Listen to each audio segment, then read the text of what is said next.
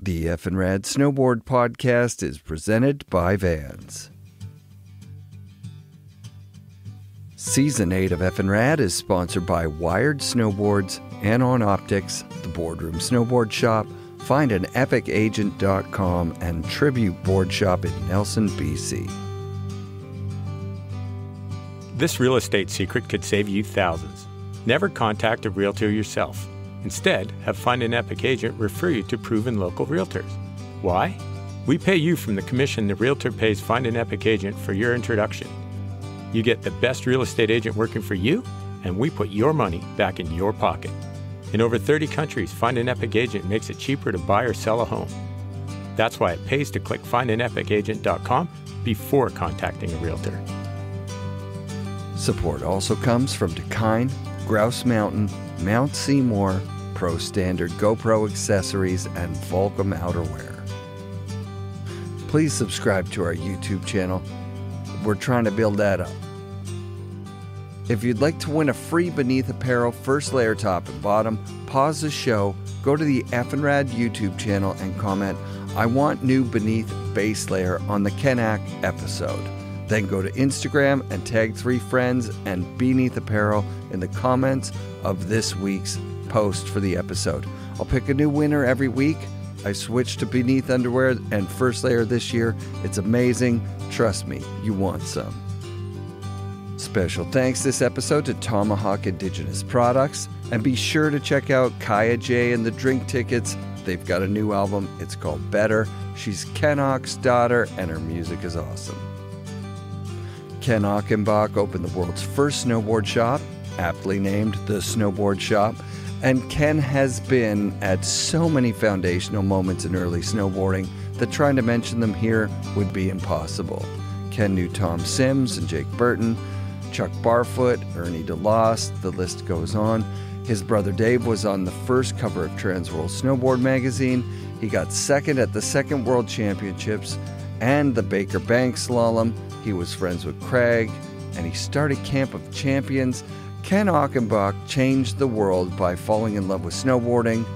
This is a great conversation with Canada's snowboarder, Ken Achenbach. Because, you know, like Jake and Tom are always like, I had no idea, you know, Tom, I had no idea it was going to be so big. And Jake was like, I had no idea it was going to be so big. And it's like, man, the second I tried it, I knew it was going to be the biggest thing ever. Like, I'm not going to lie. It's just like, this is the raddest thing ever. And it's funny. It's like I think it was you I was saying the other day, I went from, I was talking to Eric Blem about Craig's book. And I was like, nice. I went from team skis with Atomic to a piece of plywood with no edges and no P-Tex and no bindings. And I had 10 times more fun on that snowboard and made way more friends in a shorter amount of time than I ever did skiing. So let's go all the way back to, like, because I think in picking your brain over the years, there's not much to pick. It took you years. I'm pretty sure you came to the conclusion that you may have been snowboarding in Alberta in the 70s. No, I never snowboarded in the 79. 70s. It pisses me off that I missed the 70s. Really? Yeah. So, I think it was December 80. When it's funny, talking to Eric Blem, wow. Like my whole life, I thought I went to the 83 Worlds, but apparently I was second in the 84 Worlds. Right. And I didn't figure that out till like me and Blem were like, I'm like, holy shit, dude. Yeah, I guess that was the second one. I wanted to pump your tires before we started this whole thing, because you are a classic self-deprecator. You'll be like, I wasn't that good or whatever, when we're talking about snowboarding. Well, but it's a low self-esteem thing. Like until I did lens neural feedback, I could never claim anything ever. Right. Like I was super, I still pass the buck 9 times out of 10, but sure. It's like, doing lens neural feedback and finding out I had social anxiety and low self-esteem, it explained, a whole lot in my life on why I did things and why it was so easy to give up being a pro. And I'm not going to say like I was naturally super wicked at it or anything like that. Right. But I mean, I had a really heavy advantage when I started because I came from ski racing. Like, it's funny. I've never counted my days snowboarding until a couple of years ago. Right. Because when we were kids, like I skied every single day of the winter, like, like every single day. Like, my mom would pick us up from school, or we'd get home from school. We'd have dinner at 4:00, and then we'd go skiing until 10 o'clock at night, like training gates or just skiing or like the ski COP, we used to be called Pascapoo, was our daycare. You know, we trespassed on it. Same. Check this shit out. I'm going with there at 2 a.m. I'm going with a 19-year-old kid across from Calgary to Banff because of Holy Bowly, which is one of the greatest events ever. And I'm sure you've been there, and I'm sure you know Crush. I've never been to Holy Bowly. Oh, wow. Next year, you got to go. Ken Ach. No, you know what? Jumping's too depressing for me. It's actually turning. It's actually turning. It's pretty sick. But anyways, we're on our way past COP, and there's a fully cut pipe, super pipe there. And I tell the intern who's driving to pull the fucking car over, man. There's a half pipe right there. And we get in he actually resists. He says, no. I'm like, the only people that do pipe are ones that want to go to the Olympics. No. He said, I love riding pipe, but I'm not trespassing. And I was like, what kind of snowboarder is he? Exactly. I was like, it came from skateboarding, not windsurfing, right? Yeah. And he goes, I'm not doing it. I'll sit in the car. You know what? I'm adding that for because he's going to watch this. Josh said, I can't believe we're even doing this. And I had to convince him by saying, I'll walk up to the pipe, and if someone comes out and shouts at me, then we'll leave. But if I come back to the car, it's easier to beg for forgiveness we're and ask for permission. We're putting on our shit. And so I walk up, I get halfway there, I see two guys coming out of the bush. Just happens to be Josh Rosen and as if I'm gapping on his name, Todd Schlosser. What? Absolute You got to ride with Schlosser? In a half pipe. Oh my fucking God. And Josh is so I'm running down to Josh. I'm like, dude, seriously, get your gear on. We're going right now. Those guys are epic. And I didn't know it was them. They were I'm like, the locals are here. They're coming out of the bush. They ride this every day. I don't know. Yeah. So we get up there and we meet them. I'm like, hey, Todd, I know Todd. I met you before. This is my friend Josh. And we ride the pipe for like 2 hours. Like we sessioned that fucking thing. Sick. Nobody said anything. And when we got back to the car, intern Josh was like, that was probably my most fun day of snowboarding in my life. Now, he might have been exaggerating like I do every time. No, but it's so funny because like I always laugh at myself because every day I go snowboarding, like I'll finish a run and get on the chair and I'll just laugh to myself. It's like, fuck, I love snowboarding. And it's so funny. Like I say that every day, every run. And it's just like, dude, you're so pathetic. But at the same time, it's like, it's funny. Like, you know, one hand it's pathetic because I've been snowboarding for 40 something years. Yeah. But I still love it so much. I mean, I wish I could still jump, but my ears and my balance are shot from caught in an avalanche in 95 and it wrecked my ears. Shit. But I'm not dead, so I don't care. But I haven't been able to jump since 95 and it really bums me out because I miss fucking sending it. You were a legit sender. You were also... I was a sender. There's no arguing that one. I like jumping off shit. And you were a legit competitor in the early days of competition. I saw your second place at fucking Baker. I'm like, Jesus, he's always talking like he's nothing, but it's funny, you know, because it's like... it. You know, I look back on it and I think of, you know, the first Baker contest and, you know, I thought all of us were kind of the same. Right. And then, I don't know, like the 20th anniversary one, I was hanging out with Bob Barcy and he's like, oh, dude, you got to see the footage I got from the first one. I'm like, shut up. And so we, you know, and because it was Barcy, of course, it was in beta. So it was like crystal sharp, like sick there. Nice. And I'm watching it and I'm like, man, I remember us all being the same. But when I watch the footage now, there's like, you know, like the top 5 or 6, and then everybody else wasn't that good after that. Mm-hmm. And what I told, it's like, you know, seeing it in real life, well, you know, like video, it was like, oh man, I actually was pretty good, you know, and it's funny. And it's like, you know, like I never realized I was a bigger dude until I was hanging out with Chuck one time and, you know, we'd made this video and it was just riding at Sunshine and goofing around in like 83, I think. Holy shit. And yeah, we were sick of the Barfoot video, so we made a new one to play in the shop. And I'm showing it to his buddy Dan, who's like 6'5", something like that. And he's like, "You move pretty good for a big dude." I'm like, "What do you mean, big dude?" And he's like, "Well, look in the video, man. You're like way bigger than everybody else." And I was like, "Oh, geez, yeah, I kind of am. I never noticed that before." But it was like, you know, because I was, you know, 83, I would have been 19, 20, something like that. Yeah. I guess it would have been like 85 when we made the video. It's like 21. And it's like all the kids that, all the other people that, the shop posse was like 14 to 16. So of course I'm way bigger than them, but it's like I never noticed it. Just like I never noticed. I've definitely heard about the van. Like you're basically bringing kids in a van to these contests all over the place. I mean, that was the ski racer thing. Like going back to that ski racer thing, it's like, the coach would pile everybody into the van. Hell yeah. And I remember, coming from Canada Olympic, the Pascapoo ski team where I was one of the better guys on the team. And then I wanted, I don't know what the hell I wanted. I switched to a different team called the Ski Meisters.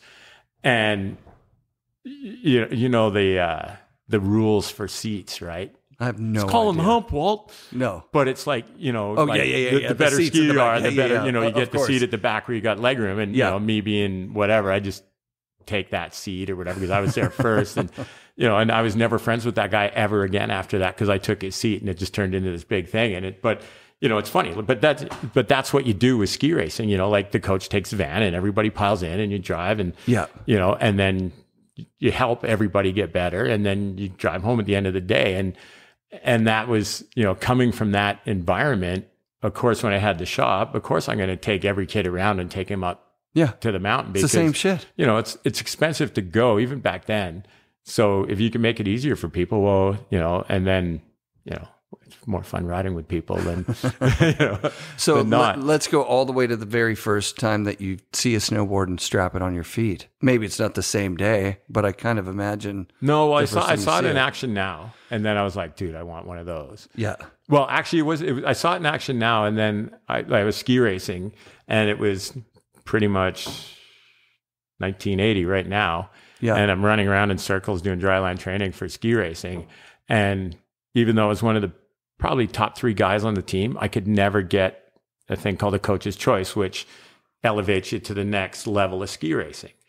And I think it's part of the reason I hate FIS and all that stuff, because it's like, my mom who ran the Nancy Green Ski League, which was, the little kids racing league. And then she ran the whole ski program for Calgary. I think she ran it for Alberta, actually. Yeah, where were you living? In Calgary? In Calgary. Oh, yeah, I've been to the house. And Calgary's such a ski racing town. Close. Like, I used to get Ken Reed's old downhill suits. I'd get, I'd get Daryl Bowie's old ski boots. I'd get, you'd get Randy Yano's old skis. You'd get all these, because there was such a talent pool in Calgary. You'd get all this insane secondhand shit. Yeah. For, you'd get Atomic Team skis for $100. Wait a minute. The Olympics were in Calgary in 88. 88, yeah. There was no fucking imagination of snowboarders weren't even allowed on the hills yet at that point. No, right? In Alberta we were.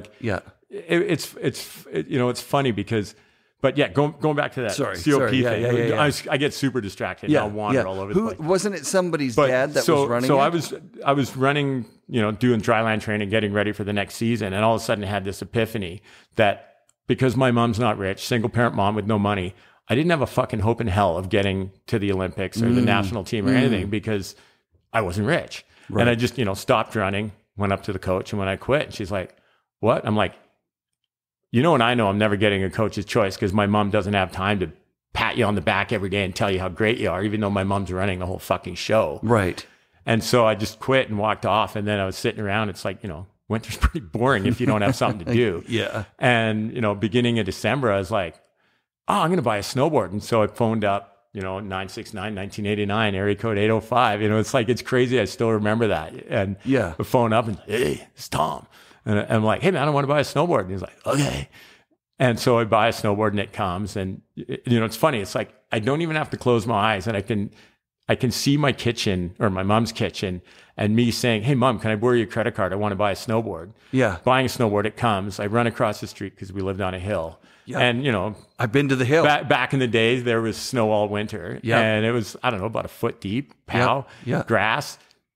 Throw my feet under the straps and do a couple wiggle turns down to the fence at the bottom. And I was like, that's it. That was rad. That's it. And just stayed out till, way past. I mean, it was dark. It's summer or it's winter. It was dark in Calgary at 3 o'clock. So I stayed out past dark. It was 3:30 in the afternoon. But just stayed out until I was worn my legs out. Right. And came back in and went, Mom, can I borrow your credit card? I want to buy 6 more of these because I know this is going to be the raddest thing ever, and we can sell them to other stores. So in 80, that was 1980. You're 17. So I was 15 because I wasn't 15. Yeah. And my mom, like, I still can't believe it. You know, it's like single parent mom, no money. Like she supported us by being a nurse and going door to door selling encyclopedias.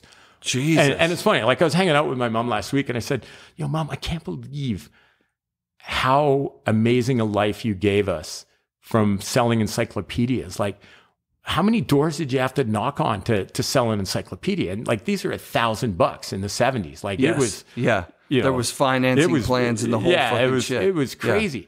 And my mom goes, well, the average with World Book was 5 doors for every sale. And then she gets all super proud. She goes, my average was 1.1 for every 2.5 doors. And it was just like, wow. Damn. Wow. Like it was amazing. But yeah, you know, so she has that same. Well, I learned everything from her. Salesperson personality. Yeah. I learned everything from her. Yeah. And so I was like, this is going to be the raddest thing ever. And so then I get the boards and they come and I go around all the stores. I'm like, yeah, you should buy these. It's going to be... Nobody wanted anything to As do a with 15-year-old, first of all. All right, can you want to buy a snowboard? My mom didn't give me no identification. And everybody says no. Like Chip Wilson at West Beach is like, why would I want those? And free, you know, nobody wanted. Did he have a shop at that time? Yeah, he had West Beach down on 8th Avenue Mall. So this is like a few years into he was selling volleyballs. Yeah, he was selling volleyball. He was selling volleyball stuff. Yeah. Yes. It was all volleyball stuff. I love you, Chip, but it was volleyball stuff. That's amazing. But it was rad because it's like, you know, back then it was rad. Like I was super friends with all the people at West Beach because, you know, they were who I went snowboarding with. Like, Got it. I think Jen worked there and this, you know, like all these original snowboarders, and then Funky Punkers was next door. And what's Funky Punkers? There was this store where you'd get white knockoff Converses and paint them yourself. Yep. And they gave me I think $100 or $200 to help me get to the world. So that's why there's a Funky Punker sticker on my leg in the photo. And that's fucking awesome. But it was like nobody wanted anything to do with them. And I'm just like, fuck. Yeah. I'm like, okay, well, I guess I'm going to have to sell these myself. Right. And so I said, hey, Mom, can I, you know, turn the walkout basement into the snowboard shop? And she's like, or into a shop. And she's like, yeah, sure. And so, you know, like, what am I going to call it? Well, the snowboard shop, because, well, that's all we sell, right? Yeah, yeah, amazing. And then, and it was funny. And then, you know, it's like I can still, you know, Neil made his own boards, and we met, and then, you know, Neil was making his own boards at that time. Yeah, yeah. So he already could ride, and we all kind of learned at the same time. Like he didn't buy a board. We all basically started at the same time. Like Kelly Ross had a yellow plastic board that he left, like one of those Webers that he left at Sunshine. And it's funny, like I didn't even know it was his till like 20 years ago. It's like, man, I wish I'd picked up that Weber that was always just kicking around at Sunshine. And Kelly's like, oh man, I left that there. That was my board. I'm like, shut up. No way. It was so rad. That's amazing. You know, and that and then he ended up making Yuki Nimaki and, you know, all that stuff. And it was really cool. But so buy these boards, turn it into the shop. And like, I can still see Les Quitsock come to, hey man, I want to buy a board. And, you know, or like Mark Fawcett phoning me up, like from Ross New Brunswick. Yeah, I want to buy a board. And I sent him a board. And, are you shitting me? Yeah. Like just all these people. How would he get the number? How would he know? Because by then it was an ISM. So it wasn't as early as that, but it was just really, when you you took out ads, well, no, I didn't take out, like I took out ads in ISM, but I mean, you know, the Tom Sims School of Marketing, like, hi, this is Mr. Johnson. Yeah, there's some crazy kids doing some wacky things on these ski board looking things across the street. You should maybe send out a photographer. And so the newspaper would send out a photographer and end up on the cover of the paper. That happened. That's awesome. Like I just leaned this piece of plywood up against the fence and shoveled snow on it and just made a Mark Gonzalez launch ramp to the flat on the other side. Totally. But it got me on the paper and it helped people do it. And, you know, and then I took a page from Jake where it's like, oh, you want us to do an ad in your magazine? Okay, the only way I'm going to do an ad in your magazine is if you do a story on snowboarding. Sick. And that's how I ended up being a photographer, because nobody had any photos. So I ended up taking pictures, and, you know, one thing leads to another. And then all of a sudden, you know, you're this center of the universe for snowboarding. And it's funny. It's like, I've always had super solid pride in the shop. Like, we fucking killed it. We were the best shop ever. Sick. Like, ever. Sick. Like, I remember going to trade shows, and like other stores would follow behind us. Like the girls that did all the buying for Zannies would follow behind us to see what stores, you know, like what booths we went into. Right. Like we had Stussy when like Stussy's mom packed a box.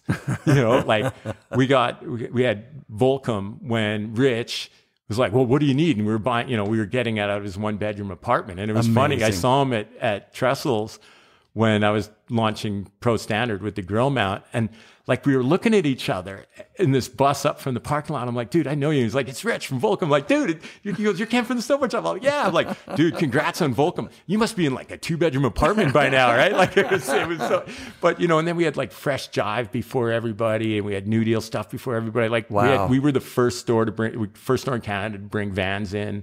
Wow. You know, like I remember going to California and meeting with, what's his name? Van Doren. Steve Going, Van dude. Doren, yeah. And it's funny, when I read his book, it's like... Oh, he's got a book? I got to read that. Yeah, dude, it's so good. But it's so funny because it's like, I'm reading it. It's like, I couldn't figure out why he'd sell them to this 20-year-old kid. Like, don't worry, just sell them to me. I'll get them across the border.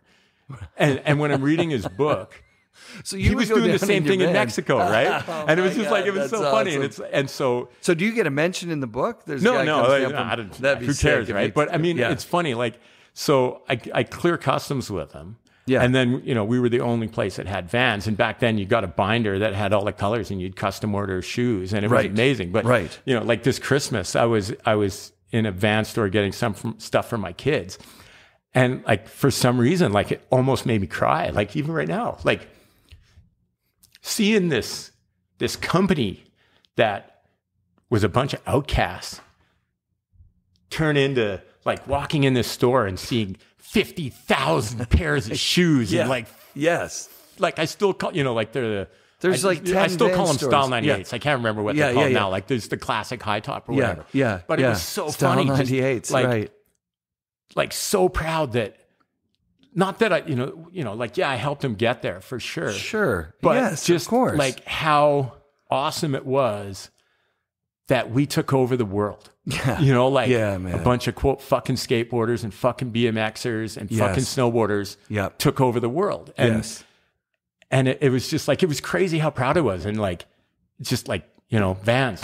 Love you guys. Like it was insane, right? Same, man. So they sponsor your thing. They too. sure They do, didn't pay me for that. This is just but you know, just things like that. And so, you know, but we were like, you forget how influential your shop is when you're doing it and how much it means to people. Right. When we were just making shit up every day. Like I went to Australia, like I love Midnight Oil. I can't even deny it. It's like favorite band. I'm a deadhead for them. We're 20 minutes in before you got to Midnight Oil. We made it a long time. And so they were doing 6 shows in 7 nights in Australia. And they were all in like theaters where they recorded all the crazy live stuff. So I grab a buddy and we fly to go see these 6 shows. And one of the shows, you know, like I wear flip-flops pretty much all the time. Sure. And we go to get in the show and it's like, oh, mate, you can't come in here. It's a classy joint. I'm like, dude, it's Parramatta Leagues. You got to let us in. And the guy's like, no, mate, you got to have shoes. And I'm like, come on. And then this guy's walking by on the inside and he's like, oh, let me see if somebody with the band can help you. What size are your feet? I'm like 11 and a half, 6 ladies, whatever gets me in, right? I don't care. Yeah, sure. And so he comes back like 15 minutes later and he goes, oh, someone in the band had shoes for you. I'm like, really? And he's like, yeah. So he gives me the shoes and he goes, at the end, just come back to the backstage drawer and we'll give you your flip-flops back when you give us the shoes back. I'm like, okay, sick. Thanks, man. So I'm watching the show and I'm dancing away and I'm looking at the band and I'm like, man, the only guy with big feet is Peter Garrett, the lead singer. Holy shit. The lead singer of my favorite band gave me his shoes to get in a show. Oh, wow. And so, you know, this is when I'm writing for Transworld. So, you know, I can write. And so I'm watching the show and I'm dancing away and I'm thinking, you know, that story, you know someone when you walk a mile in their shoes. I was thinking, well, I wonder if you know someone when you dance 2 hours in their shoes. And so I started thinking, like, I wonder if these are the shoes he wore to Clackwood Sound, or if the one he did his protesting in New York, or, you know, like where these shoes had been in the shows they'd done. And at the end of the show, you know, I go back and give the shoes and like, oh, great, mate, Peter was waiting for his shoes. And I'm like, holy fuck, I really had Peter Garrett's shoes. It actually was his shoes. So I write this story called Dancing a Mile in Somebody's Shoes. And I send it to the band after, you know, I go see buy some shoes, go see the last shows. And when we get home, I send them the story. Yeah. They send it to their website with at the end of it, it's like, oh, and by the way, we make snowboard videos, and you guys haven't had a video for a while. So I saw you're playing Vancouver. If you want, we'll make a video for you as a thank you for the shoes, right? Oh my God. And you send a letter to a website. Dear Brittany, I love you. Like you're never going to hear from them, right? Yeah. 2 weeks later, I get this phone call. Yeah, this is Gary Morris with Midnight Oil Management. Yeah, we love the idea. Yeah, we'll set up all the access. So we ended up making this video for Midnight Oil. Oh my God. But the funny part is it's like, I saw them in 83 in Australia and they blew my mind. It was like the best show I've ever seen in my life. Right. And then here it is, that must have been 2001. And so I'm hanging with the band after the show and they were cool as fuck. It was just like, thank God the band I worshiped for 20 years is actually cool, right? Yeah. And I'm talking to Rob, the drummer, and I'm like, man, I'm so glad you guys come. It's like, yeah, I'm from Calgary. Oh, we're going there next. It's like, you know what the weird stat is? We sell more records in Calgary than anywhere outside Australia. And I'm like, dude, that's because of my shop. And he's like, what? No and I tell him the way. story about how the shop would play Midnight Oil all the time. We'd give kids a ride and all this stuff. And, the amount of people that came through the shop.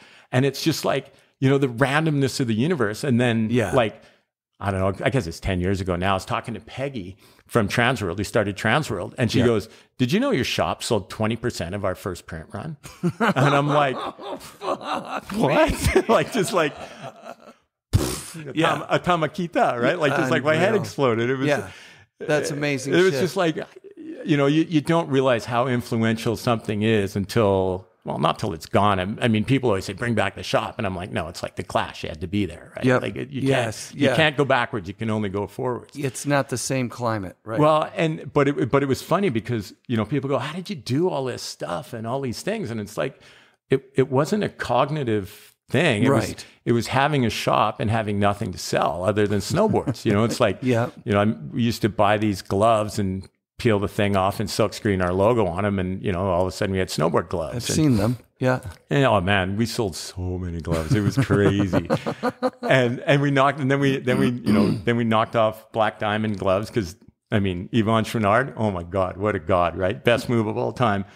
And so we made knockoff Black Diamond gloves, and then with Kelly, we ended up making pants, and Al Clark's mom sewed our first samples. Damn. And then there was and then Shacho who owned Stormy, who owned like the shop in Japan that would have a thing called the Big Open. Yeah, yeah. And we'd go there every October and he'd sell this is in 89, 90. Yeah. He'd sell $10 million worth of snowboarding stuff in 4 days. Holy shit. Like there was a lineup around 4 people deep around the block, and he had an 8-story office building it was empty because of rent or whatever. And he'd basically invite every distributor and they'd bring everything they had on and it was all on consignment. Fuck. So we'd go over and, sell all our snowboard shop clothes. And then I'd hang out with Katz Taguchi, who was our distributor there, who makes green clothing. Sick. My only sponsor, Nice. Burton.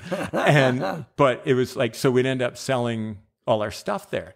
But, it wasn't a. Is that an exaggeration? $10 million. $10 million, days? dude. It was like a 6-hour lineup to get in. Then you found what you're looking for, and then it was like a 2-hour lineup to pay. Like it was insane. But it's Japan. Everybody was happy. Everybody was stoked. That it was Stormy like shop. His shop was seriously 4 times the size of this table, and he sold more shit than anybody on the universe. Like it was insane. Like I remember going with Katz. And he's like, oh, what are you looking for? And he's like, flick, flick, flick, flick, flick. It was like being in a record store. Like it was 100 boards deep. Oh, here it is. And, pull out a Damien Dagger or whatever, right? Like it was unreal. But we ended up making all this stuff because we didn't have anything to sell. And because I had a store, people would always come in and ask for, hey, I want, blah, blah, blah. And I'd be like, oh, hey, gloves, pants. For example, we sold 3,000 pairs of Sorels. and the vice president of Sorel comes in and goes, I'm like, what are you doing here, man? Yeah. And he's like, I had to come and see this store that sells more boots than anybody in Calgary that isn't even an outdoor store. Yeah. What the fuck are you guys doing? Right? And I showed him how, we'd take the Champions or we used Vikings, I think we used. or Verdun's. We used Verdun's, and Americans I just had remember Vikings. the McKinleys. Yeah. Like the Americans had for lack of a better description, the lower ones, and we had higher ones that had more laces, so they were stiffer. 'Cause back then you needed it. Right. And so I showed him how we'd take, usually Koflak liners were the good ones. You'd go to all the used ski shops and pillage all the boots and take out the liners, duct tape them up, and stick them in boots. Yeah. And he was like, wow, that's sick. Would you make a boot for us? Or would you design a boot for us? I'm like, yeah, happily. So we designed this boot, and then, Tom ended up hearing about it, and all of a sudden it was a Sims boot because, That Sims boot. Oh, that's sick. But it was different after Tom. Yeah. But I mean, we designed the first one. Burton had one that came out of a factory that was a knockoff of that for sure. Yeah, and they had the was it Dale boot liner, which was the freestyle one. But it wasn't quite there yet. They had a boot years before that were straight up like D Hook Sorel. Yeah. But we ended up making boots designing boots for Airwalk and just all this stuff because, you forget how much shit you actually sold. Jimmy Scott told me that, and he was just telling it off the cuff. Like the reason Airwalk boots are so good is because they sponsor every pro snowboarder that doesn't have like a company that makes boots. Well, and Sin was super good. Like he was the head designer there, and he really listened. Like I remember me and Boyer and Schwarty and Dave, my brother, and all like the whole shop posse, because it was funny. Like in the fall, like basically this time of year, you'd drive down to California, and you'd hang out in Oceanside with Kevin Kinnear and all these guys and go surfing, and like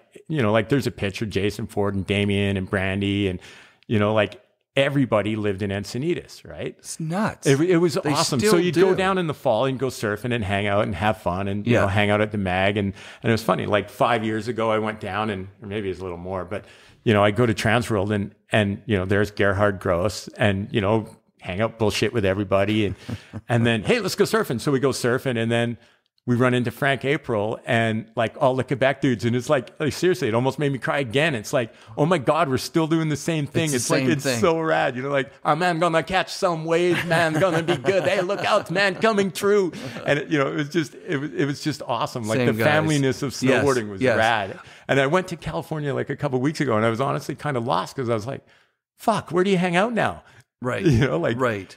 And, but where did you go? Where did you go when you're down there? Well, like when I had the shop, I'd go down because I like hanging out in California and hanging out with Chuck and bullshitting about snowboarding and, blah, blah, blah. So they're in San Diego, right? Well, so I'd go hang out with Chuck in Santa Barbara and he lived with Bud Fawcett who was making Grand X. Yes. And Chuck was all grumpy and bitter at Sims because Tom had fucked him over. Right. How many years did that last for? Because they became friends. They became friends 94, 95. They were back on kind of high-fiving each other. I think it was all fake, but yeah. But Chuck's such a nice guy. You can't hold a grudge if he wanted to. Right. But so I'd go to Santa Barbara, hang out with Chuck on Mountain Drive and then, buy skate, and then, well, actually going back to that first Worlds, it's like we just sold snowboards. Yeah. And, I'm hanging out with Cab and Lance and Billy Ruff, and they're like, you just sell snowboards? And I'm like, yeah. And they're like, how come you don't sell skateboards? You skateboard? And I'm like, yeah. And he's like, I go, well, I don't really know anybody. He's like, well, you know us. I'm like, okay. So we ended up buying stuff from Powell and buying stuff from G&S and then at Vision, and we ended up being this monstrous skate shop. And we sold more Powell stuff than it was ridiculous how much Powell stuff we used to sell. Right. And one day, we're getting I drive down in this Tradesman 300 and basically load it up at Powell and then drive north and clear customs and land the stuff, right?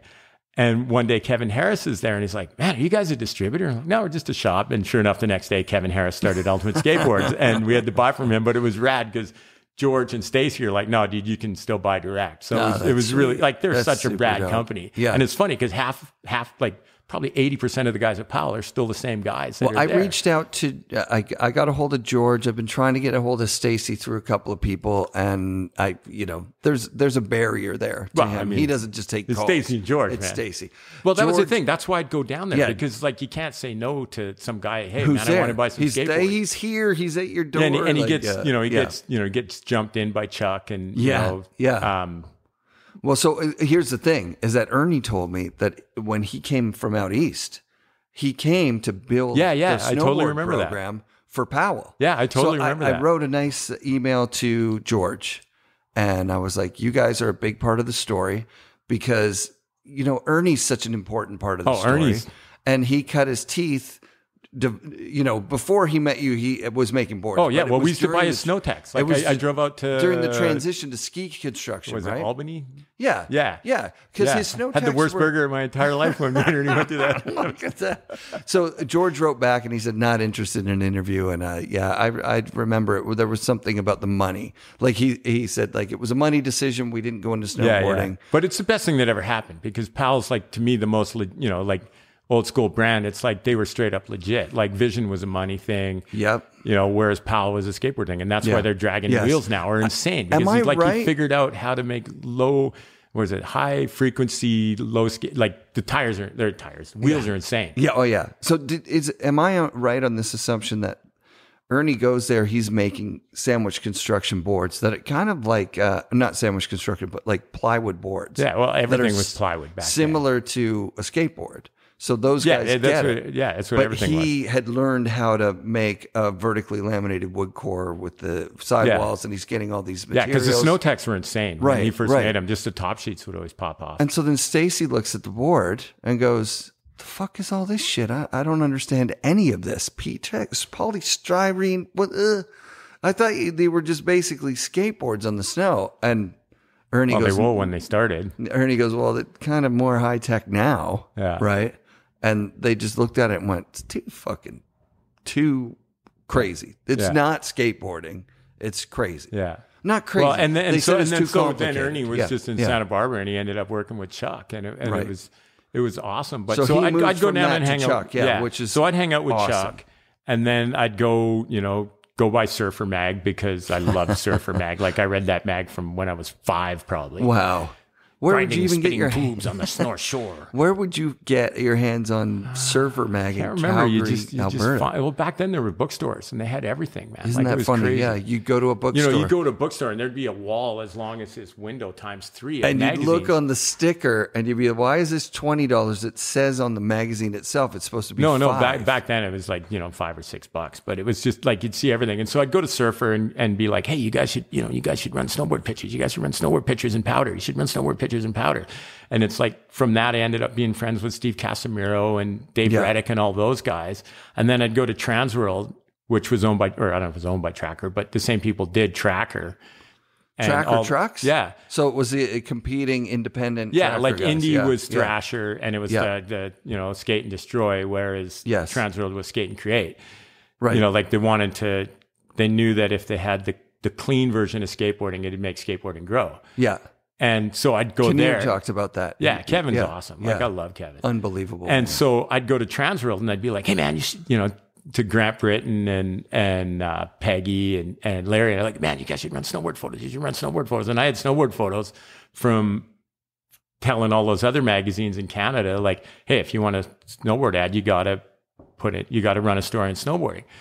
And so I had all these photos. I mean, I don't know if they were amazing or good or whatever, but they were snowboard photos, Some right? of them are good, yeah. And lots of them are amazing. And so, they're, no, we're not interested. And then I'd go to G&S and buy skateboards, and I'd go to Vision and buy skateboards, and then I'd drive home and sell them all. And, the old days, you'd write a check for way more money than you had. Yes. And it's like you'd hang out, everything would be mellow in California, and then you'd write that check for $9,000 to Powell or $15,000 to Powell, and you knew you had like $800 in the bank. Yeah. But the banks took like 2 weeks to clear an American check. You got as soon as you wrote the check, your vacation was over. You hit on the 15 and you just drove north. You got to get $15,000 in that bank. And you'd go home fast. and I mean, my brother would work at the shop or my mom would work at the shop. How many brothers are there? 5? 3. 3 brothers. Chris, Dave, and Carl. And everybody was involved at that point? Yeah, Chris never really was, but Dave was and Carl was. And Carl worked a lot, but my mom was mostly. And I mean, the running joke was when I die on my tombstone, it's going to be, Ken's not here right now, but if you want to leave a message, he'll be back.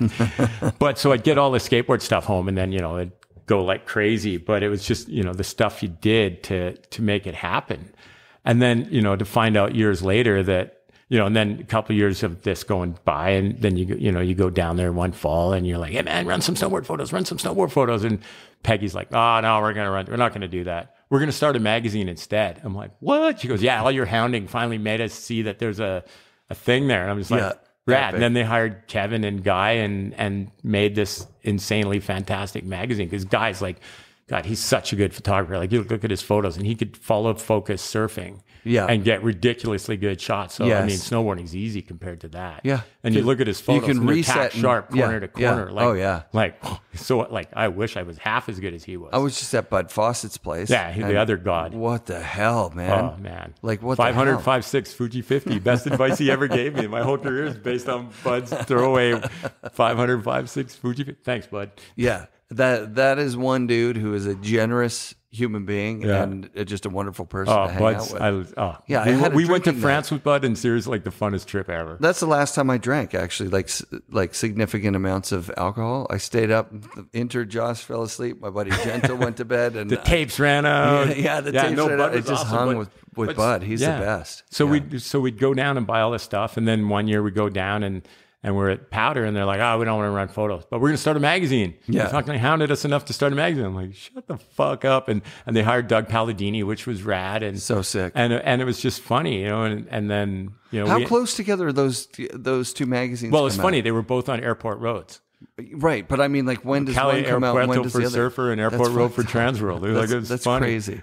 Did Transworld get 2 years on them or a year or something? Maybe a year or two. Probably a year. Yeah. Maybe two. Well, not that long. Kevin's story about like the fact that here's this surfer guy, longboarder from, where's he from? He north of. Nobody knows. I think beach just north of San Diego. Yeah, like Encinitas or whatever. Before Encinitas. I know. You'd have to ask Todd Richards for that. I don't know, man. One before Encinitas, two past. But he said, look, I know what I would do. And he got like this vision in his head of old surfing magazines before they sold out. Yeah. He's like, nothing's going to be pay to play. Everything's going to be just shots of what's happening. Yeah, it's a young virgin sport that hasn't been exposed yet. Kevin was such the perfect dude for that. It was unreal because, it's funny. Sometimes I get really sentimental thinking how lucky I am to have been at the start of two sports that were amazing. Like I used to ride vert on BMX in probably 79 to probably 84. Yep. And I mean, I'd never seen anyone riding BMX on a ramp, and me and my buddy Jeff would ride our BMX bikes. You made it up yourself. Yeah, we totally made it up. And we'd ride our awesome. BMX bikes to the ramp and skate. And then when we got tired of skating, we just started goofing around on the ramp and like just carving it in loops, and then getting tighter loops and just doing a little bunny hop, and and then all of a sudden a year later we're like 2 feet out on vert, and then 10 feet out on vert. And it's like it's funny. Like I think about it, I've been bigger on a bike than I've ever been on a snowboard. It's amazing. Bike. Like it's but it was funny when I did camp because everyone's like, oh, you can't ski. No one knew I skied, and no one knew that I rode vert on BMX. Right. And so we build this pipe, and the skiers are there, and we'd already kind of come up with the super pipe by then. And yes, Toyota, we made the first super pipe. And so I roll in on skis, and, to me, it felt like this body position was exactly the same as riding BMX. So I'm getting a couple feet out and I couldn't even ski. And it was super funny. And Sturbins was like, you suck, man. like it was pretty funny, but I never thought skiing and biking are it's exactly similar. The same, man. Like your hands are in the same place, your feet are in the same place, the pump's the same, like the pop's the same. Like it was exactly the same. Oh shit. Yeah. So it was super fun. But so, being in at the start of being, riding vert, like it was funny. Like where were you when Rad was filmed? You were out I of was town in Australia. And that was like basically everybody in Rad other than the main guy was my crew that I rode BMX with. Unreal. Jeff Ingram, who I still talk to all the time, and Kelly McAndrew, like Kelly or Jeff was like the main bad guy, if I remember right. The blonde guy? I've never actually seen Rad. Bullshit. I've never actually seen it. We're doing a Rad screening. No, because it bums me out. Because it's like, fuck, why did I go to Australia? You gotta I could have see been it. in that. It's hilarious. It's so fucking hilarious. But that was my crew. And so, I think about it's how epic. lucky I was I watched be in the start of that. 3 weeks ago. Yeah. I love Rad. And then, I had my ramp in the backyard, this quarter pipe. That was my grade 12 project. Rad. And there was this little old lady that lived across the alley, and she was probably 85, and she'd sit and watch me ride BMX all the time. And I'd talk to her, and she'd be like, "Oh, just in case, got to call the ambulance." And it was like, like pretty funny. Thanks. And then I don't know, probably 82 or 83, maybe, or maybe even 84. The BMX Action Trick Team comes to Calgary and does a show at the Stampede. Sick. And this is nobody'd seen vert BMX until there was a few of us that did it, but nobody public wise had seen it. Right. And the announcer's like, oh, yeah, let's talk to the crowd. Let's see what you think. And out of this entire crowd, they picked this 85-year-old lady who's the only person in the universe that has been watching BMX for like 5 years, right? And they're like, oh, and so little old lady, what do you think of her BMX? What do you think of the show? And she's like, I've seen better things across my back alley. Like, best compliment I've ever had. It was so funny. But, you know, to ride that, and then, you know, like, I could have gone pro at BMX. I'm, you know, absolutely. Like, I mean, I was, yes, I know it's the best in Canada at vert till about 83. And then, you know, and then I went snowboarding. I came back from Australia, and someone had stolen my ramp and stolen my bike, and it was winter, and I went snowboarding, and didn't think now about it's 40 years later. Right. But I mean, the feeling of an alley-oop on vert on a bike, to me, is like one of the best feelings ever. Yeah, I've never done one. I'm not going to claim I was good. I tried. It's so fun. I tried. We fun. stole wood. We built ramps. And then, you know what happened to me is I started scootering because it was easier. We don't talk about that, man. But, you know, and then to go snowboarding and then be at the start of snowboarding was, you know, it was unreal. But that's what it's getting at. It's like, so we had a real advantage in Alberta, and, you know, I don't know if it's luck or fortuitous or whatever, but, you know, when snowboarding started, like, I remember my first day ever at snowboarding in the mountains was my little brother Dave was in a ski race with Michelle Weegley, Mike and Bonnie Weegley's daughter, who's the same age as Dave. And I was riding the T-bar with Bonnie because that was like, going back to that ski racing thing, that was my advantage, why I was so much better than everybody in Canada by a mile, is because I came from ski racing and I knew how to ride lifts. And so when I was learning to snowboard, I could do laps on the T-bar and laps on the chair while everybody else was still hiking because they didn't know how to ride lifts, right? So I got like so much more vert. 5 runs to everyone, 10 runs to everyone. But I'm riding up the T-bar with Bonnie, and it was like a knee-deep pow day. And it was never really an issue getting on the lifts in Alberta because they couldn't say no to us because they knew us already. Like, you know, like Doug Lundgren's parents ran Norquay. My mom and dad used to be ski patrols. I used to be a ski racer, and we knew all the area managers. Like, the area manager at Fortress was, you know, Mr. Steckel. And we ski raced with his daughter Heidi and his son Ward.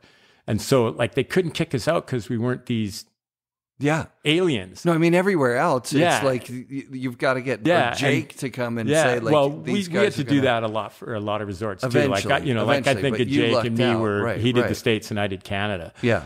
And, but, you know, so we got to ride Fortress, and, you know, we had Jamie Salter claimed that he did that. Fuck you, Jamie Salter said that he went across. I guess he would call resorts, is what he said, and say, "Hey, you know what?" Okay, bro. And you sold the most freestyle boards too. I remember that, dude. By the way, your interview was fucking boring. The only FNRad podcast I didn't finish. Wow, man! Shots fired. Ken Ach calling out Jamie Salter. Wow. Oh, dude, it's like his whole interview was about money. And it's like, that's boring shit. I think it's true to who he is. You know, he's a total money guy. And I mean, he's killing it now. He owns basically every brand in the universe. Right. You know, it's like, I sound like I'm grumpy about it, but whatever. It's like, Blaze Rosenthal says, so what, right? Like, who cares, right? Who cares? It's like, okay, so you made more money. like that. Like you said, you can't add a day to the week, right? It's if you're going snowboarding every day and you need to get a job to go, well, you're already going. There's no more days to go. Yeah. And you know, like, whatever, Jamie, I don't care. But it was it's interesting though when you get that far back, just one conversation. You know what I mean? He talked to one area manager. Yeah, no, we got a couple of resorts in Ontario open. There was like an Ontario ski show the same year the first Transroll came out. Cool.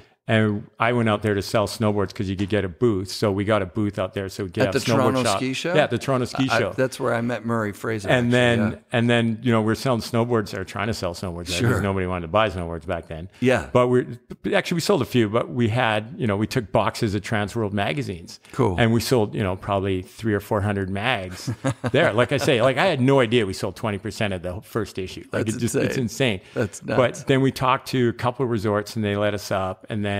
But when we came back to Alberta, it was like, you know, we talked to Lake Louise, and they finally, you know, only shop posse can go up. You got to be a pro snowboarder. So, of course, all of a sudden, everybody's a pro snowboarder. We made these Snowboard Shop Pro Team patches and gave them to everybody. And awesome. And then Fernie let us up because only we got to see if it works. So only the shop employees can come. So, of course, everybody was a shop employee the next year. And then Norquay was the same thing. And, you know, it was fun because you know, like I remember at Sunshine, so Fortress got bought by Aspen Ski Corporation, and Hugh Smythe, who ended up being the area manager for Blackcomb, was the one who kicked us out of Fortress. And so we all ended up going to Sunshine. Yeah. And, you know, then we got everywhere going there. And then this French company with Terry Denard was making a movie, and they wanted some talent. So they hired the snowboard shop team to be the talent in Nuit de l'Église. And the snow was kind of bad. It was the end of the season in Alberta. And then he's like, have you heard of this place, Whistler?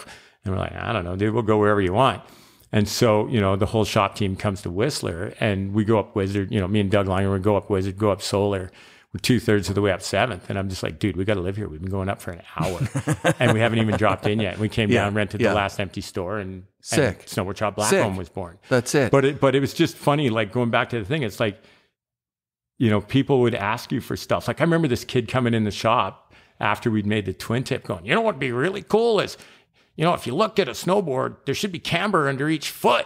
And this is like 88. Wow. And I'm just like, yeah, okay, kid. And yeah, me an idiot for not listening, right? Sure. And it's like, Try you it know, out. and that's like Jake's thing. It's like he always listened. You know, did. like you said anything to Jake, and the, you know, the notepad would come out and he'd write it down. And that's why Jake owned the universe. Okay, so there's a few events that happen that really, now that I've looked into the history for 8 years, there are a few things where everybody got together.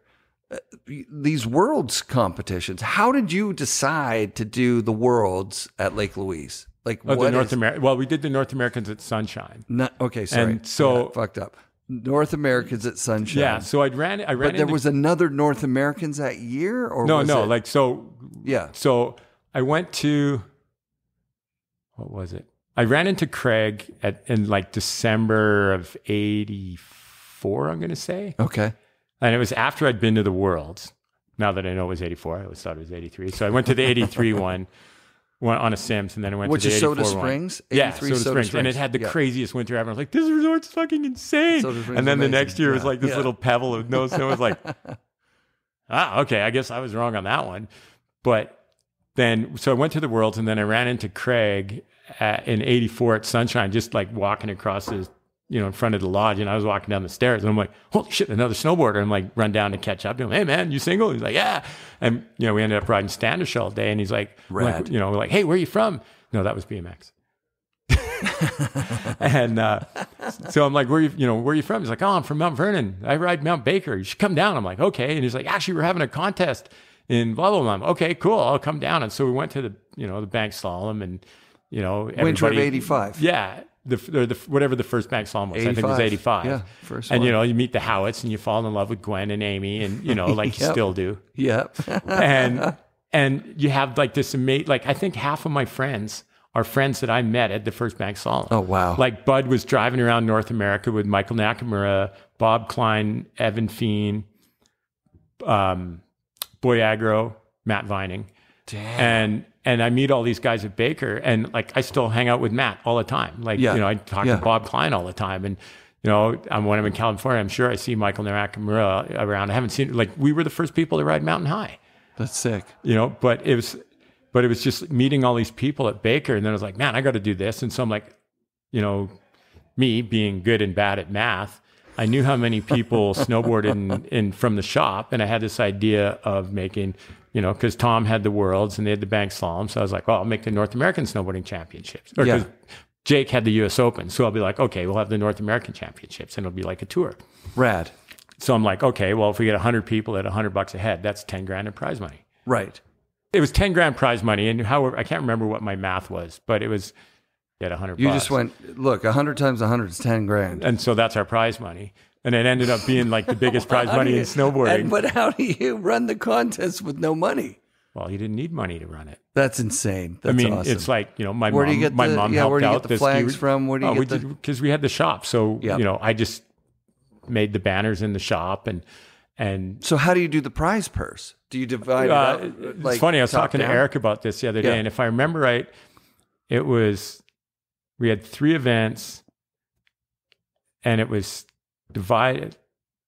I can only remember the next year when we had 20 grand in prize money. Jesus. Because it was like, okay, we had 130 people, so we can do 200 people next year. So that's 20 grand in prize money. I'm fucking real. And I think we had, let's see, parallel slalom, regular slalom, moguls, and half pipe. So we had 4 events. So it was $5,000 a piece. Yeah. And I think $1,000 was split between the girls, or $3,750 was the guys and $1,250 was the girls. Okay. I think, because there was only, there wasn't that many girls. So it's not like if there'd been the same amount of girls, we would have given even prize money. I got you. And so, okay, so we had the first dual slalom, and we had, because I came from ski racing and World Pro Skiing, which predated snowboarding getting screwed over by FIS. They got, World Pro Skiing would bring 30,000 people to Canada Olympic Park to watch a ski race on a weekend. Amazing. And FIS was like, oh, we got to put an end to this. Right. And, like my goal in life, I wanted to be Bob Beatty, the announcer.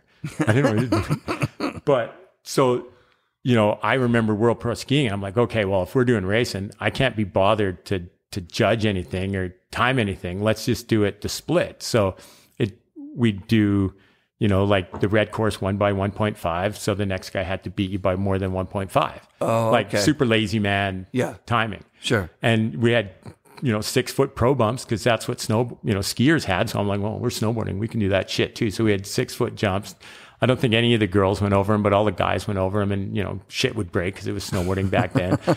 And then we had head-to-head half pipe, which I still think is rad, because what the hell's head-to-head half pipe? It was sick, because it was kind of like brackets, if you think about it. Like the first guy go against the second guy, and then, red guy or the blue guy won. Yeah. And then you'd go again, and the red guy or the blue guy won, and then you just keep going head-to-head until you had a winner. And then we did moguls the same way, because we were too lazy to judge. Got it. And who wants to remember a guy 50 ago? No, it's impossible. It's impossible. No, it was impossible. And, like I always used to joke when I was in a contest, it's like someone's going to get it screwed at a contest. It's without fail. You just hope it's not you. Right. Every time, right? Yeah. Like every time someone's getting burned. Yeah, I mean, the last Olympics, still till now. Oh, dude. Yeah. Still till now. Yeah. And so then we just did head-to-head half pipe and head-to-head moguls, and it was... Who won the moguls? I can't remember. I think it was Dave or Schwarty. Schwarty talks about it. Schwarty won the amateur, and then he won the pro. Yeah. Dave won. Yeah. But yeah, I mean, it was funny because, snowboard, like snowboard trophies were pretty ghetto if you think about it. Hey, Don, you want to pass me that one? It's just, if you reach up, it's right on top of the cupboard there. And, snowboard trophies were super basic. Yeah. And so we're like, dude, we can do better than that. Trophy. So we got these Remington plaster of Paris full rodeo trophies that were so fucking rad. Like, they were so not snowboarding, but they were insane at the same time. Yeah. And so we make these just crazy, ridiculous trophies. And I remember Kidwell winning, piping, yeah, let's rodeo. And like holds his trophy up like this, and we were in the old Sunshine Lodge, and seriously, he missed the roof by like this much, because it would have just plaster, it would have just shattered like nothing, right? Craig had a lot of trophies. He had a lot of BMX trophies. Yeah, BMX trophies were always gigantic. Dude. So we're like, let's do the same thing and make super ridiculously awesome trophies. Nice. And but it was fun. So we had super good prize money. Yeah. So here's my World's trophy that Tom sent me like 84. 15 years later. He said after I stuffed it in his chest and told him to fuck off in 84. In 99. Yeah, 99. That's probably when he sent it. World Snowboarding Championships third half. And I was second. I tied for second with Jeff Grell. And it's funny because when he sent it, like until I talked to Blem, I fully thought that he got the year wrong and I was in 83. Like until like 2 weeks ago, I thought that trophy was wrong. Turns out it was 84. Oh, that's so sick. It's so funny. That's insane. Yeah. And I pride myself in having good memory for snowboarding, because I've always felt that, it's why online where I'm pretty quick to jump down people's throat for claiming shit, because it's like, like Tom Sims' whole thing was, if you say it enough times, it's true. Yeah. Yeah. Chuck said if you get it in print, it's true too, right? Yeah. Chuck said Tom said that. Yeah. Like I always joke, I love Tom, but my joke is when Tom died, it's like my first response was, holy shit, he actually did something before Jake and Chuck that he can't get burned on. Oh my God. Like harsh, but funny. And, that's the shit you can do with your friends, right? Yes. If I didn't know Tom, it'd be totally dick. But because we're friends, it's like, whatever, right? Like when I die, I hope I have a joke. It's like, if you call me a dick at the funeral, I'll give you $50.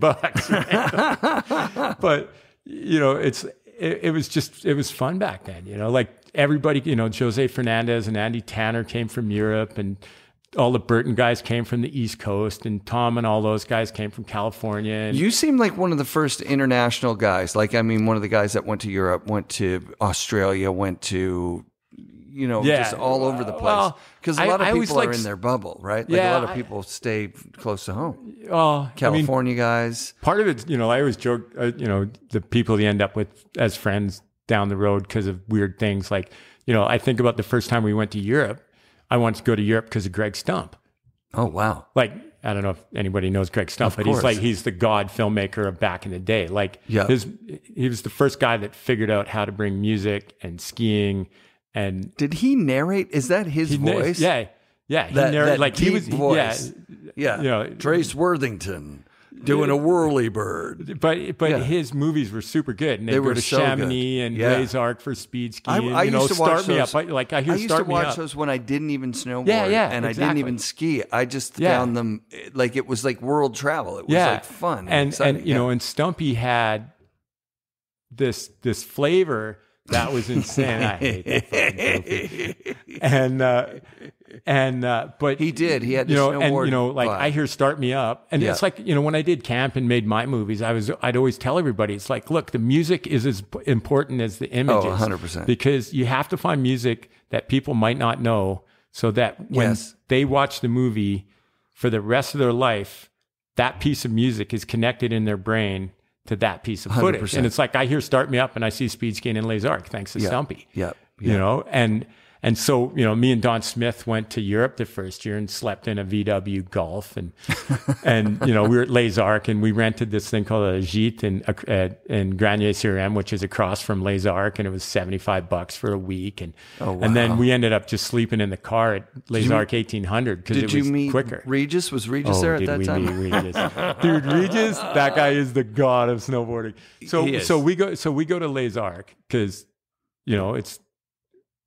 that's where it's, I still have this joke. It's like, if they got speed skiing, that place is all right with me. It's got to be steep and it's got to be tall. So I'm in, right? Yeah. So the first year I was laughing with Smitty about this the other day. We land in Frankfurt. We drive to Martigny because we look at the map and, Canada, you don't think roads are closed. And we drive all the way up to Valenciennes and the road's closed. And we're like, fuck. And like Valenciennes is seriously like, you can throw a rock to Argentière.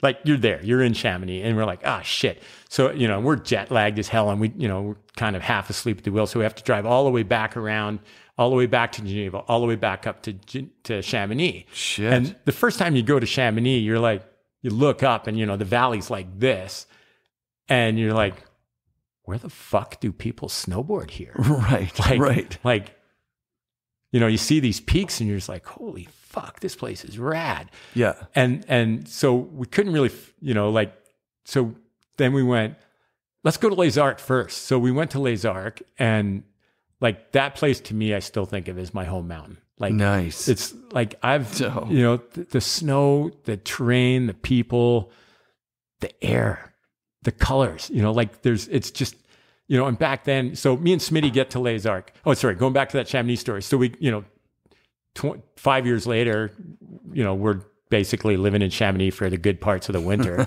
Nice. And we find out there's a fucking car tunnel beside the train track, and we didn't even see it. We were 100 feet. It was so funny. No way. Oh my God. We laughed our asses off about that. Like totally, like you had to know it was there. Yeah. And it was just like, oh my God, it was so funny. So we end up at Les Arcs, and, we're just snowboarding. We just jump on the lifts. And then the area's like, you cannot do that hill. You must have les patinettes. And we're like, what are patinettes? And he goes, there are these little mini skis with bindings on it. We're like, okay, well, fuck, where the hell do we get those? And then we go up to 1800 to the village, and we run into Regis. Oh, come on. Just like random. Yeah. And did you know who he was from from Apocalypse Snow? Like the best, the most real snowboard movie ever, I think. For original, like up until up until I made a movie, and then mine was way better. It existed in a bubble. That's Yeah, the thing like that I it was love like about it. this crazy, amazing French saying, "Come on, red score 1. Come on, yellow." It's so dope. It's like the snowboarding's just off the hook. And so Yes. we run into Regis, and Regis, because of that movie, is the god of Les Arcs. Right. And we just roll into this It won rental some shop. French movie awards and shit. Like, Oh, dude, like the against cinematography movies. and everything like that is insane, right? Yeah. And so, we're with Reggie, and he's so stoked to see us because nobody else snowboards. Right. And we can actually snowboard. Keep up. Oh, And wow. and so we just walk into this rental shop, and Reggie just grabs 2 pairs of skis off the rack. And luckily we had extra snowboard bindings. Yep. And Reggie just busts out a hacksaw in the shop. We put it in the vise and just cut these skis off till they're like, I don't know, like 30 centimeters in front and back of the binding. We throw them in a backpack or screw our extra snowboard bindings on. And then we go ride. And because, he's Reggie, everybody knows him. So we just, we followed the letter of the law. We had our patinets, but the lifty knew we could ride without him. So we just throw our backpack with the patinets onto the chair in front of us and just let it do laps. And we just lap this place. And I mean, Les Arcs to me is like, God, the terrain, and then we ran into Valerie Blanc, who's the guy who started Les Arcs, who had the vision in 1968 and built this entire place. His daughter basically ran the PR, and I mean, she's just amazing. And she hooked us up with tickets, and the first year she didn't. We met her the second year, and like every year we went after that. She's like, because by then there was magazines. We'd get a story on Les Arcs in the magazines. And I mean, to this day, it's crazy. Like if I go to Les Arcs, they'll fully hook me up with an apartment and tickets. And it's like it's crazy. And like, I mean, I'm hoping it's still like that because I've been there for a while. But they said, whenever you come back, it's yours because you helped us get on the map for snowboarding. Well, this is I mean, every year we'd go to Les Arcs and like there, we went there with Bud. And it's just like the terrain, the snow, like there's something there, like 15 centimeters, 15 centimeters flows like as a photographer, like you kick it up and it flows like 50 centimeters. Yeah. It's insane. Yeah. And then, the valley, there's 7,000 foot valleys and, you see the different gradients of blue from light to dark and just, so you are this guy. You are the and so we're going to Europe, and that's going to Europe. Yeah, and then then we go to Australia. Did you do an? So I went summer? to Australia in '83. Okay, hold on. So we've been talking for an hour. We've done. We haven't even got to 83 yet. We're in 83 still, which is sick. I can, and I talk forever. Yeah, pretty sick. So I would like to do a quick thing because for me, I'm starting to get access. I'm following in your footsteps, and I'm starting to get invited places. No, dude, you're the man. I've ridden Whistler with Ken Achenbach. That's a fucking bucket list. I want to ride Les Arcs with Regis. Oh, dude, let's go, dude. Like seriously. Let's do. Come on, Red, let's go. Let's do a few of these bucket list things. Yeah. Where else do we go? Chamonix. I've never been. Who's there? Well, you got to go to Chamonix with Eva Sandelgaard. Okay. Who won the Verbier Extremes pregnant. Sick. If I got beat by a pregnant girl, I'd just quit, man. Yeah. It's funny, So Baker with who? Baker with Craig. Like I couldn't go to Baker for years after he got murdered. Yeah, and Fulton and Baker with Fulton now. Like who? I have ridden Baker with Fulton. That's insane. Yeah, or Baker with Carter and those guys. And, never ridden with Carter. Never even seen him in real life. Like I mean, I think it's funny. You look back on however many years of snowboarding, and I think my favorite day I've ever snowboarded was one day at Baker with Damien and Flynn Seddon, and it was like this deep day. And I don't know what it was, man. I was out jumping Damien, and Jamien was killing it, and Flynn was killing it. And like we're jumping these fucking 30-footers to like a pinner landing in between trees and shit, and just you're on fire. Yeah, it's like the best day I've ever snowboarded in my life. I know I'll never snowboard that good ever again. And like I did this one thing, and to this day I still haven't figured out how I did it. It was like I watched a skateboarder hit a bowl, and it's the only thing I can think of that comes close to it. But it's like there was this bank. And I kind of ollied and, this is like 85 or whatever, and sort of go for a book bag. And my board catches this snow and just basically does a carve like this. Yeah. And I end up going back out the way I came in the distance of this table. Wow. And it was just like, and then of course I spend the rest of the day trying to do it again. And I've never been able to do it since. Did you come out backwards or forwards? No, I came out forwards. Like I was going this way. Yeah. And then, go for the good old book bag. So your board's upside down going this. Yeah. And it caught in the snow and just went, and spun around the other way. And I came out going forward, going the other direction. That's it was like, unbelievable. I don't even know how I did it. It was just like, okay, that was the sickest thing ever. Or like, So where are these other meccas? I would say, okay, listen. well, Japan, okay. anywhere in Europe. Before we get to Japan, let's stay on in North America.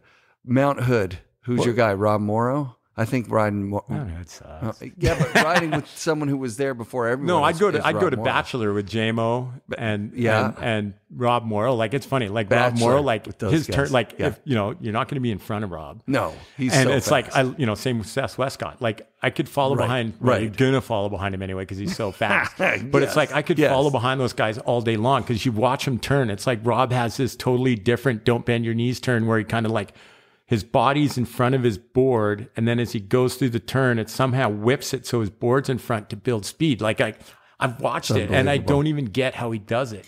And it's like, so where in Tahoe? Rob fucking Morrow. You know? Who in Tahoe? And then that's the next step down. And then JMO, like at Bachelor with JMO. JMO, it's like JMO saved me from snowboarding. Like, I went heli skiing. Does for a he bunch. have? He's got a radio show. He's got in Bend. I'm going to go do his radio Chris show. Jameson He's going to do this on digital radio. Yeah, we're going to do both. We're going to go back and forth. JMO's awesome. Dude. Yeah, I'm going to do that. You should come on that trip. That would be a lot of fun. You know me, dude. We should do it around the dirt. I'll get in a car with anybody. I don't know why I haven't been sexually harassed yet, but I've been getting in cars with adults for a long time. So then it's north. So California. like I think What's in I north? think Bridgers, like I always joke, everywhere that starts with B is the best. Blackcomb, Baker, Bridger, Mammoth, Tahoe. Yeah, I've never been to Mammoth. So Mammoth is rad. Like Mammoth is like crazy rad. Who's an OG from Mammoth? That would be. Well, I don't know. Everybody. Be sick to ride with. I only rode there when the OP Pros were on, and OP Pros, like, dude, that was the best contest ever. Yeah, Like I think about it, and it's like I've done a lot of heli skiing and a lot of cat skiing. Oh yeah. Like 5 weeks a year with Craig and Shorty and Tom Flager for like years. Holy shit. And 2 of my best powder days are at June Mountain when the OP Pro was on. Like the that's face, insane. riding the QMC with Shorty and Alex and Dave and Craig and, jumping off the roof. We actually the ones that got Craig busted for jumping off the roof. Like, it was so funny. What was and I the used my jumping off the transworld roof card and I'm like, incident? I'm shooting for transworld. Is there any way we can get on this face before you open the lift? I'm like, oh yeah, sure. And so we got, it was like 4 feet of less than 1% POW. Yeah. And it was sick. Like you'd rail this thing. Like there's this giant rock in the middle of the face. And I love, in my dreams, I wish I was a surfer. Like, like I wish there was an equivalent of being a waterman that in snowboarding. No, like is. Derek Dorn. Are you kidding? Yeah, man, he's a total snowman. It's true. Okay. Are you shitting? Yeah, he's a snowman. Go snowmobiling with the man boys. Come on. No. Seriously. I don't mean the equivalent skill wise. I just mean like waterman is a fucking cool name. Yeah, you're a waterman. If you're a snowman, not going to quote Terry on that one, but it's just like it's so bad. It's like I'm a snowman. Well, so like it doesn't have the cachet that waterman has. Okay, so if you get over to Europe, definitely going to Strim with Terrier would be a big deal. Yeah, I mean that's where I first rode with him. Like Stroon was insane, and that's where I realized I was totally over.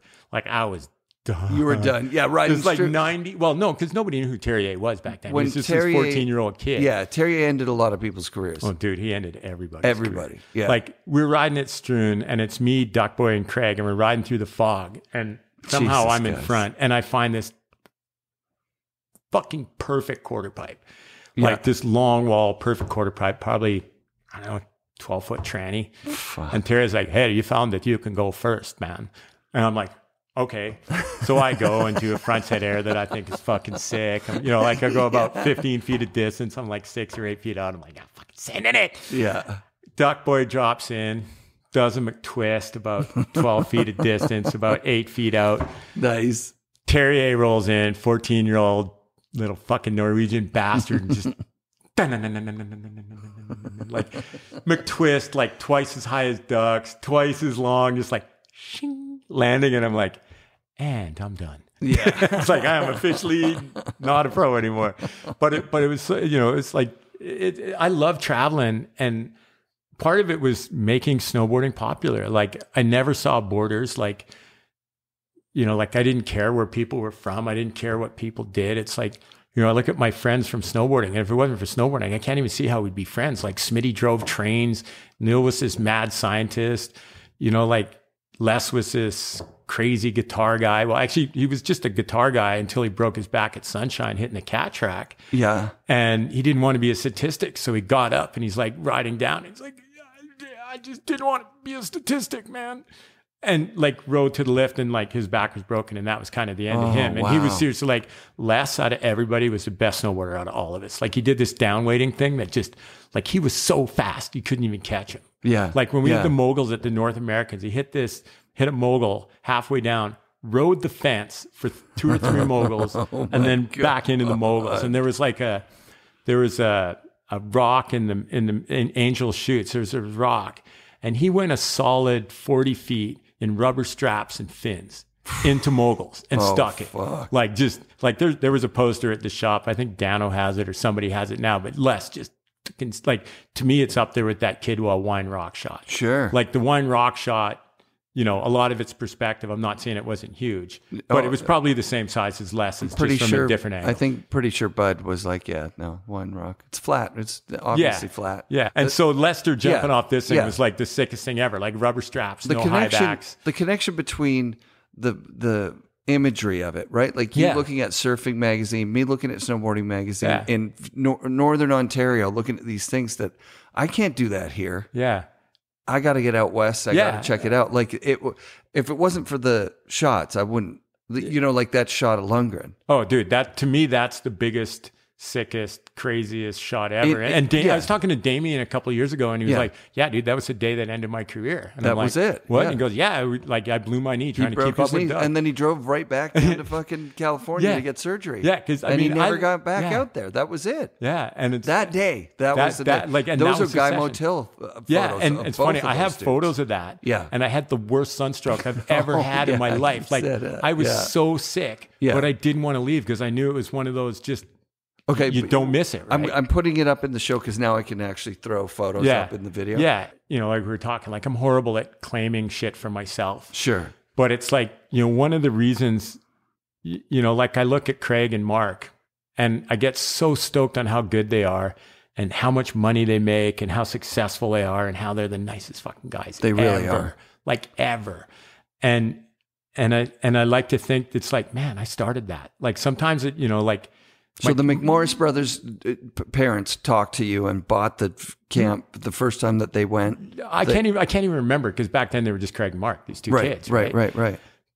They must have been like 10 or 11 or I can't even remember. Really? Yeah.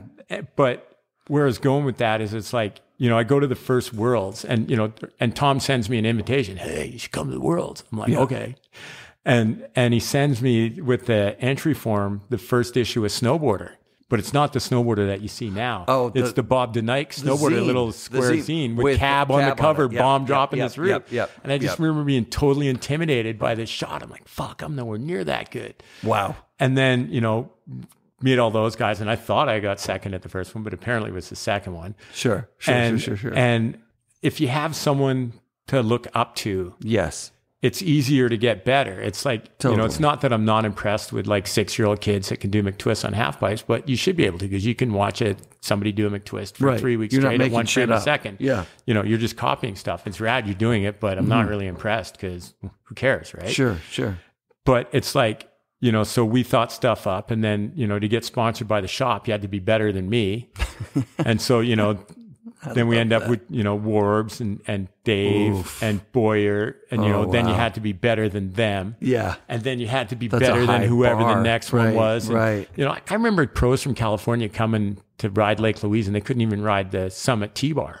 Right. Like they're falling down. They couldn't even snowboard. Right. And then, you look at, like I remember Warbs. I think he was the guy who invented the cheese wedge way back. Yeah. Because there was this little tranny on Standish. And I remember riding up the chair one time and I'd see this little cheese wedge that was seriously like maybe as wide as a snowboard and about this big. Yeah. Like 15 feet back from the lip. And I'm just like, because back then it was just like, clunk. Yeah. And I'm like, what the fuck is that? And then I see Warbs just hit this thing and just go ding, gap the flat and hit the tranny. And it was just like, oh, like it was like, it was like, to me, that was like one of those, that changed snowboarding. Yes. Like Damien chucking shit off cliffs. He started the backflip big off the cliff is insane. Yeah. Things like that. And it's just, you know, you've been there for so many things. We started at that, and we should probably end it here because we're already an hour and a half in. Yeah, whatever. Just cut it and send it for another one because we're rolling. Yeah, dude, we can keep doing this. We can keep doing this. Dawn. We'll get Dawn on here while we still have some light.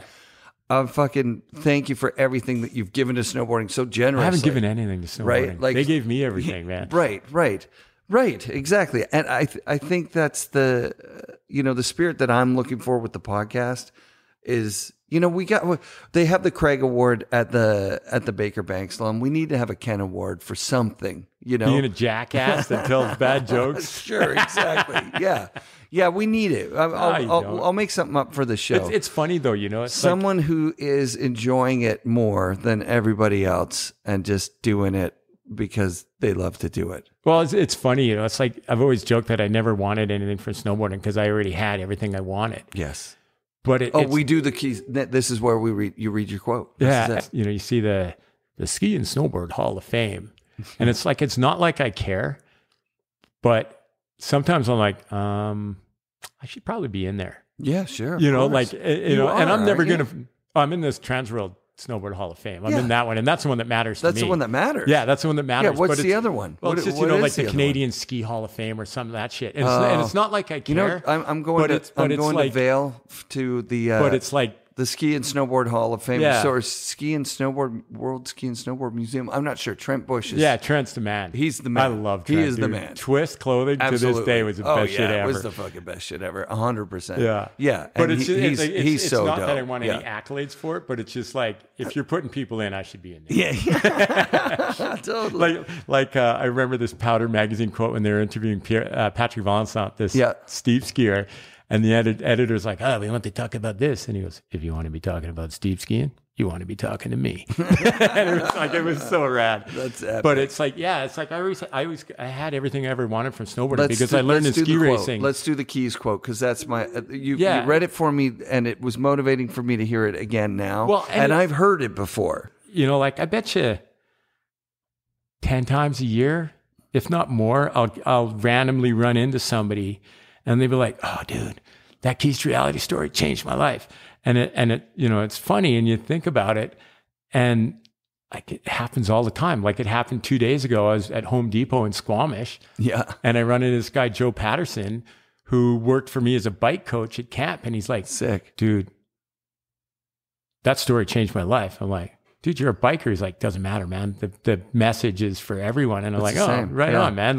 But it makes me really stoked that it resonates with so many people. And I think about Craig saying that it's his favorite piece of snowboard riding ever. Wow. It's like, yeah, man. Yeah.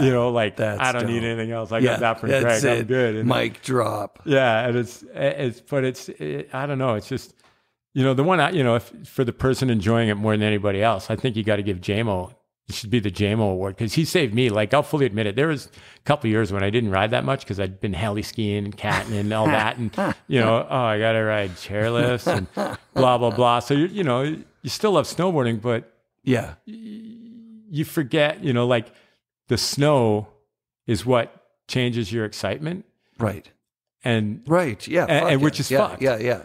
And JMO came up, and you never say no to JMO. And it was raining. It was knee deep pow.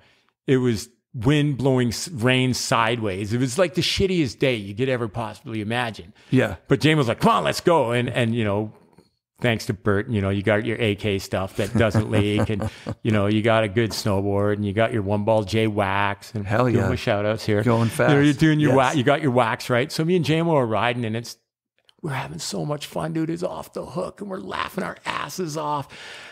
And it reminded me that snowboarding isn't the riding on snow; it's the hanging out with all your friends, bullshitting on the chair, and mocking each other and shit talking, and totally. Being stupid, and then hang on, we got to ride some more, and then you ride down, and then you get back on the chair and you shit talk some more, and totally. And it's like it reminded me that that's what I actually love about snowboarding. I mean, I still love POW more than most people. Yeah, and you can see if it's a good day when you wake up here. But it's just so. It was just so rad. So thanks, JMO. You saved my life. Fucking love that guy. Oh, he's the man. So do you want me to read? Yeah, I'm gonna move the camera, and this is gonna be a one shot of you. This is fine. I'll just, because you got to get the background, dude. No, this will be good. This is awesome. It's kind of funny. So this is Keys to Reality. I wrote this for Transworld in 91 or 92, I think. And it's funny. I never realized that my column, So Anyway, was actually the longest column in the history of history of Transworld. I had no idea. I just made up bullshit every month, and it ended up being forever. So this is called Keys to Reality. It's kind of funny how you can go from walking around with nothing but lint in your pocket and being totally stoked to walking around with a pocket full of keys and being totally bummed. It starts out simply and seductively. I'll just get this car so I can snowboard more. Wrong. Anything that lets you snowboard more is a scam. It won't let you snowboard more because you ride every day and a car can't add days to the week. I'll just get this little night job so I can buy gas, you hear yourself saying. There's another key. Then your job starts making you miss sleep, so you can't snowboard as hard or as long as you need to, or as you used to. And you need stuff to wear to work. You need a place to change and store your stuff. Now you have an address. That's another key. Soon you have a day job because you've got not making enough money at night. The keys start adding up. Now that you have a job, girls know you're not a total loss, and you have a girlfriend and she wants to hang out with you some of the time. So instead of going boarding all the time, first she gives you the key to her heart, then the key to her apartment. There's two more. You can't give her the key to your heart because snowboarding put a combination lock on it and only your snowboard knows the number. Now you have a bunch of keys in your pocket. They're high maintenance items. You have to take care of them. They're weighing you down. Snowboarding is slowly just slipping away and you don't even notice it. One day, cruising to your full-time office job that you had to get a few years back to make payments on all your keys, you drive past a guy in the corner with his thumb out and a snowboard under his arm. While speeding by, you start thinking about the guy you just passed. He looked like you used to, snowboard and nothing else. As you pull into the parking lot at work, you can't get the hitchhiker out of your head. Your mind keeps wandering back, pulling all the keys out of your pocket and jingling them. You think about what you really want from life. Running back to your car, you reverse out of the parking lot and you squeal at Rockford in the middle of the 4-lane highway.